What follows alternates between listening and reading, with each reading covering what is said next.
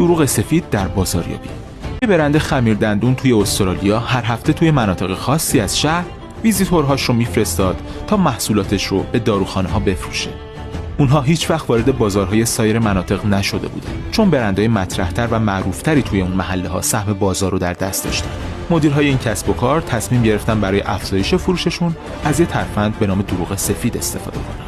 اونها اومدن یک نفر رو به عنوان ویزیتور اصلی تعیین کردن. بقیه ویزیتورها وظیفه داشتن به اون کمک کنن.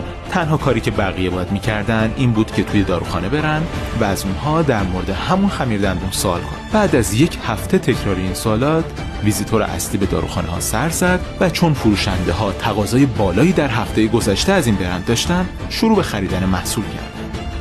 مشتری ها هم یواش یواش با این برند آشنا شدن و برای تست شروع به خرید محصولاتش کردن. به این تکنیک میگن دروغ سفید. بفرست برای اون دوستت که تو کار فروشه.